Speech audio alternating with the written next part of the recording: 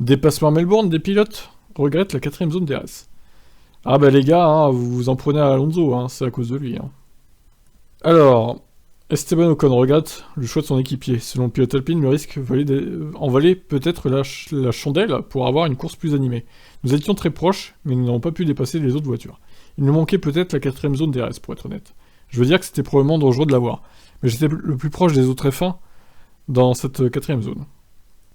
Tenter un dépassement à une telle vitesse est risqué, et je suis d'accord que pour la sécurité il était bon de l'enlever, mais c'est probablement ce qui nous manquait pour avoir un peu plus de spectacle.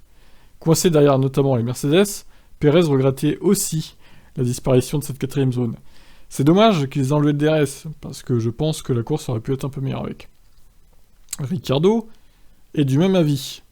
Je dirais que nous aurions eu quelques dépassements dans le virage 9 avec le DRS. J'ai vu un tour où je pense que Norris était derrière Kevin Magnussen peu de temps après la relance. Il était assez proche dans le virage 9. Avec le DRS, il l'aurait eu. Donc peut-être qu'il y avait un peu plus à offrir avec cette 4ème zone.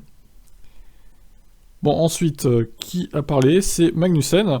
J'étais vraiment proche d'une autre voiture au virage 9 et il n'y avait juste rien, comme aucun appui aérodynamique.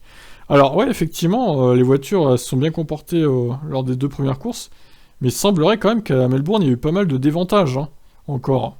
J'ai l'impression que le concept sur certains circuits marche, mais sur d'autres non. C'est étonnant. Si vous êtes juste une longueur de voiture derrière, c'est vraiment bien. Si vous êtes juste derrière lui, c'est bien pire que sur les anciennes voitures. Mais si vous êtes à environ une longueur de voiture, c'est bien mieux. Et c'est mieux pour le spectacle parce que vous pouvez lancer une attaque un peu plus facilement. D'accord, donc faut pas trop coller la voiture quand même. Il reste que le nouveau tracé de Melbourne a offert un spectacle plus satisfaisant que par le passé, sans être excellent.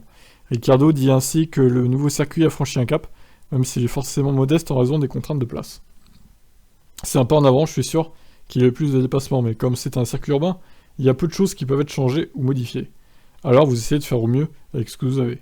C'est un pas dans la bonne direction, mais je devrais probablement regarder la course à nouveau pour le savoir, car la mienne était plutôt solitaire. Donc je sais pas vraiment, peut-être que ça peut être aussi simple que d'ajouter cette 4ème zone pour avancer encore dans la bonne direction.